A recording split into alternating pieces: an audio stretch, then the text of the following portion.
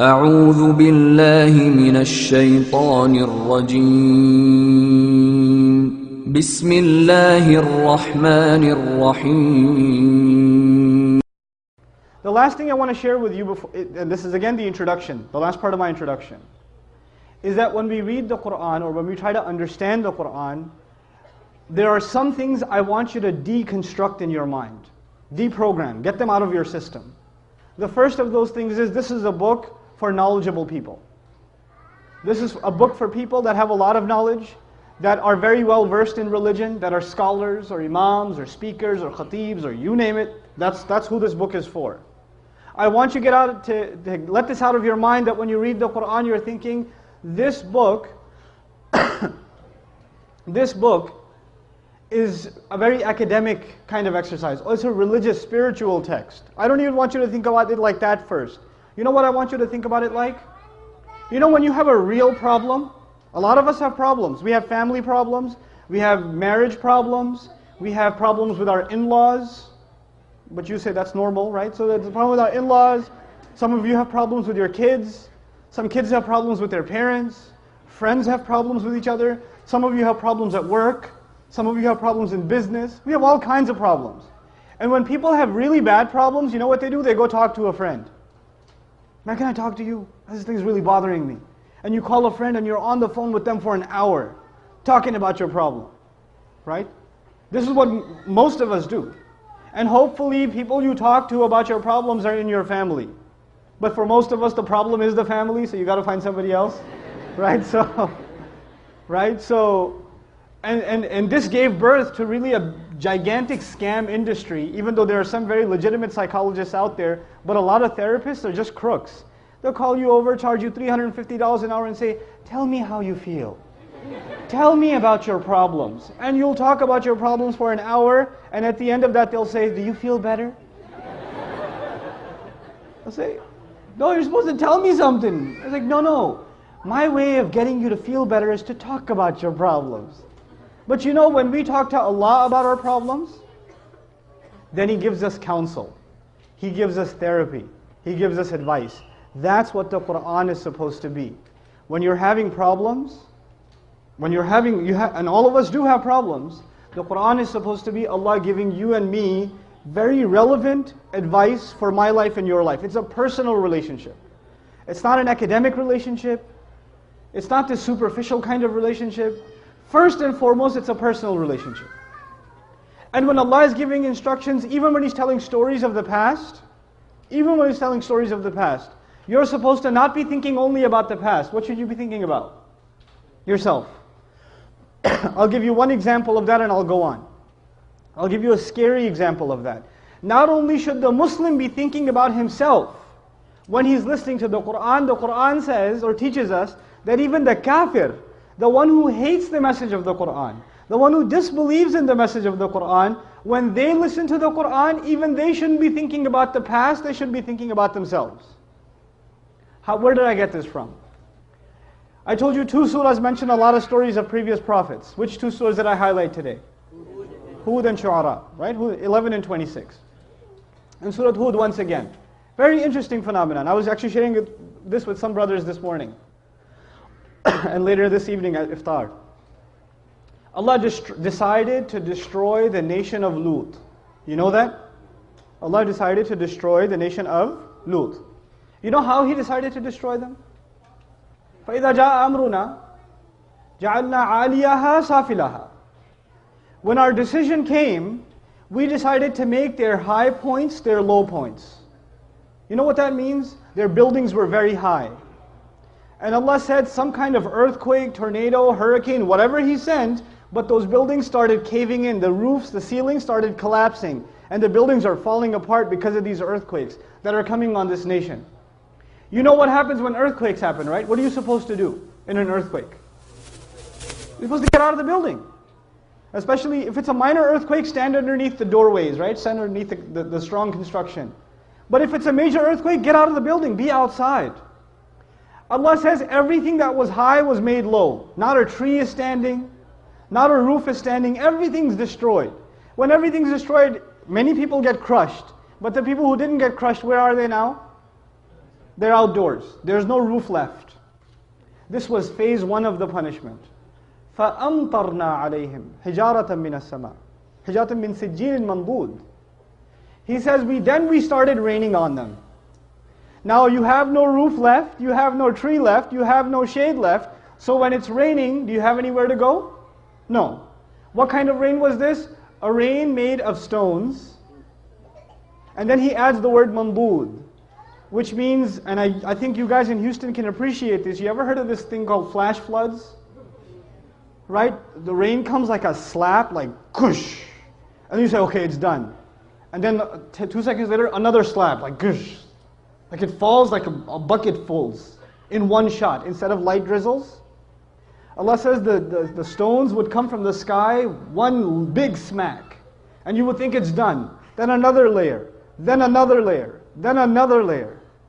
You know, I was giving the younger guys examples because they play a lot of modern warfare or whatever else. It's like, brrr, brrr. It's like that. You know, reload and then again, reload and then again, reload and then again. It kept on coming like that. And then the next ayah tells us something even more scary. It says, musawwamatan. Musawwamatan. Every single pebble had been branded, like it had the criminal's name on it. You know how in sniper fire you target very specifically? Every single bullet that Allah sent from the sky was told, this is who you're going to hit, this is where you're going to hit them. Exact targeting. First Allah brought the targets out of the houses. Because if they were still inside the house, you can't hit them. So first Allah shook the houses and got them out of the way. Now they're outdoors, now the firing begins. The firing squad begins. And at the end of all of this, you know what he says? Of course, what nation did I just tell you about? Lut. And you know who the first people listening to this was? The Quraysh are listening to this. And the Quraysh were listening to this. And to them, this is old history. This is not something that happened that they saw. This is old history for them. Allah says in the same ayah, وَمَا هِيَ لِلظَّالِمِينَ بِبَعِيدٍ. Watch out. For anybody who does wrong, this isn't that far away. For anyone who does wrong, this isn't far away. Who should they be thinking about now? Themselves, immediately. The history lesson became alive for them. You used to be a party animal yesterday. This Ramadan, you turn back to Allah and you've discovered Islam.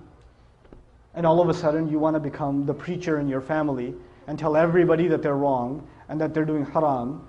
Before you do, you need to get a little credibility, don't you? Before you open your mouth, before you start yelling at your uncles, right? Before you start teaching, giving them the khutbah, you come and hear the khutbah and you say, I'm going to do this at home. That's a good point. My dad needs to hear this one. This is going to make a great point of argument, right? A lot of excited young people do that. They discover the religion, they hold on to it, and they use it to debate with family, right? When you do that, you're basically abandoning what the messengers did. You have to have a little credibility first. When you turn to the religion, you become the best son, the best daughter, the best husband, the best wife. Speaking of the best husband, I want to tell you a story. A really good one on this subject, making people conscious of Allah. You don't just invite people to have taqwa of Allah with your words. Your character says a lot. A friend of mine, he became a friend actually on a short trip, told me about how he was raised in a Muslim family. He's Guyanese origin, and in Guyana there's Muslims that are committed, and there's Muslims that have mixed their religion with Hinduism, and some Muslims that are just Muslim by name, and they've completely almost lost everything of the religion. They almost know nothing of the religion. And he was of the latter type. He almost knew nothing about the religion. So as he was growing up in New York, he almost completely just wasn't even practically Muslim. He used to, get into fights with his mother. He went to jail a couple of times. He was in gangs, all kinds of stuff. Later on in life, he decides he wants to, he's looking for God. And he knows at least by name he's Muslim. I think his name was Muhammad or something, right? By name he's Muslim, so he should look into what religion first? Islam. So he starts looking into Islam, starts going to the masjid, starts learning how to pray again, becomes more serious. At the time he was, he had married his girlfriend who was Christian or whatever. And he starts becoming more serious about the religion. And then his wife notices that he's praying. And the beer is gone from the fridge. And he's not going out with his drinking buddies. And he doesn't go to Atlantic City on the weekends. He's a different guy. Something's changed, And he doesn't say anything to her. Just on his own, he didn't yell at her, didn't tell her to, put a hijab on or whatever, lose all her friends. He didn't do any of that. He went to a scholar, and I make dua for the scholar that he went to. He didn't tell me his name, but he said, I went to my scholar, and I told him, look, I'm becoming more and more aware of Islam, but my wife, of course, is a Christian, and she's not even a practicing Christian. She's just kind of what I was before. She's exactly like I was before. How do I help her? He said, don't tell her a thing about Islam, just be the best husband you can be, and to do that, just study what kind of a husband the Prophet was. Just do that. Don't worry about what you need to tell her. Worry about being the best possible husband, and that is the sunnah of the Messenger ﷺ. The Messenger would buy his wife gifts. The Messenger would joke with his wife. The Messenger would spend time with the mother of the believers. The Messenger would praise and compliment the mother of the believers. I'm mentioning that on purpose, guys. He would compliment them. You guys eat the first morsel of food in iftar, like, And the wife says, what? You go, nothing. Right? You drink, some of the desis here drink the first little sip of lassi. Look, I know the economy's bad, but are we really that short on sugar? Or, very painful for you to say a compliment. I understand, especially for those of you that come from my original country, Pakistan. For you to give a compliment to your wife can cause an ulcer. So I understand, but it's a sunnah, guys. Good food. That's amazing. And our wives, the sisters are so used to hearing nasty things from us, that when we say nice things, they get freaked out. Like if the husband just says, you look really nice today. She goes, what do you want? She gets worried, like he's up to, we got to fix that. That's a problem. It can't be healthy. So he starts doing these things with his wife. And in the beginning, he used to argue with her sometimes about Islam and tell her how Christianity doesn't make sense. How can 3 be 1 and 1 be 3? All those kinds of arguments, you've heard them before, right? And none of those would work with his wife. None of them. He's like, no, I'm a Christian and that's it. Jesus is in my heart. Leave me alone. 3 years go by, he stops talking to her about Christianity and how dumb it is or whatever, stops debating with her. He's just being what he can be as the best husband. And one day he's making maghrib and his wife joins him in salat. And he's in salat. It messes up his salat, right? What's happening here? Right? Yeah. Can we go break for after like 5 minutes? Yeah, we can give a break in 5 minutes, sure. For 10 minutes because they have to move the Sure. So, he gives, after salat, he looks at her and he goes, what happened? And she goes, what? Nothing. And he goes, no, you have to tell me what happened. And of course she says what pretty much any wife would say, it's complicated. Alright? But eventually she tells him, and she tells him, look, I've never seen a husband like you. My dad wasn't like that. I've never seen a father like you. The way you are with our child, I've never seen a father be like that. It's so beautiful. This religion can't be wrong. It can't be wrong. This is ittaqullah. You see how aware you are of Allah in your life. Right? It's not how many ayat you've memorized, how many ahadith you know, how much knowledge you can spit out at someone, how many quotes from scholars you can deliver. It's not about that. How are you living your life? People can see that. You're calling people to the taqwa of Allah. حَقَّ تُقَاتِهِ وَلَا تَمُوتُنَّ إِلَّا وَأَنْتُمْ مُسْلِمُونَ. And that's the next part. In 5 minutes I have to give you a break because some people have to get their cars and park them like they would at work. Right? But what I want to share with you in these last 5 minutes is وَلَا تَمُوتُنَّ إِلَّا وَأَنْتُمْ مُسْلِمُونَ. This is item number 1. There were 3 items, right? This is the first item. Don't you dare die except that you're Muslim. One of the most important things we have to do as families is we have to talk about death. As families. Not in speeches, not in khutbahs, as families. Not if I die, when I die. People say, if I die, do this, this, this. No. When I die, do this, this, this. When I die, make sure please make dua for me. Even to young, like teenage kids, early, when they're just getting their consciousness, make them aware of death. If there's an opportunity to go to a janazah, take your family, take your kids especially. Let them see a janazah. Let them see the burial. I know about the sunnah about the women. But other than that, I'm talking about just actually being aware of death. And the best way to be aware of death and to be aware of our mortality also is that we have to take our children out of their comfort zones. I'm telling you, wallahi, wallahi, even the ones of us that are not doing that well in this country, that have minimal, jobs and are barely getting by in their apartments, we're still living like kings compared to people in the rest of the world. Our children have a lot of luxury. Even those of you that are living in small apartments, you open the fridge and there's 4 different kinds of soda and 3 different kinds of juice. And there are people that haven't had clean water for weeks, right? We have a lot of luxury and our children are used to it. We're used to it. We have to take ourselves out of that sometimes. We have to take ourselves out of that. Even for a little bit. Even for a little bit. To put life in perspective again. And that's really important.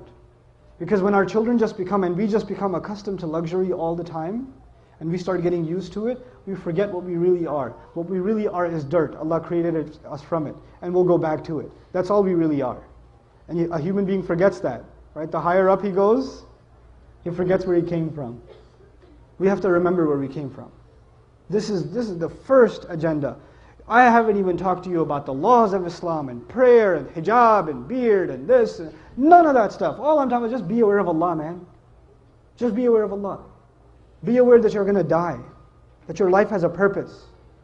And you're conscious of Allah now so He can take care of you later.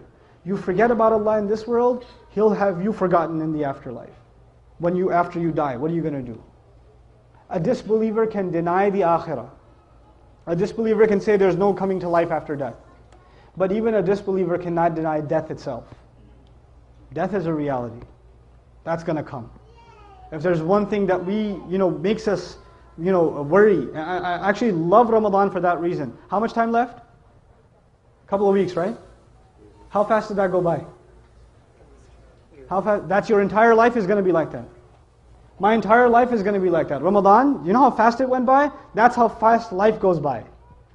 It's a good training on how, how we say, only a couple of weeks left. I got to do this. At least those of you that care.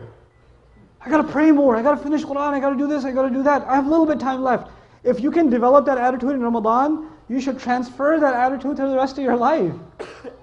I only have a little bit of time left. I got to get some stuff done.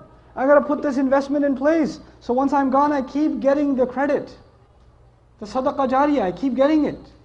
From my children, from what I taught, from what I help people with, from good things I did in this world. This is our first campaign. For our families before anybody else. And worry about family before you worry about anybody else. If we can do that, inshallah ta'ala, we're going to be ready for the next phase of this campaign that will create this beautiful society that Allah wants us to become.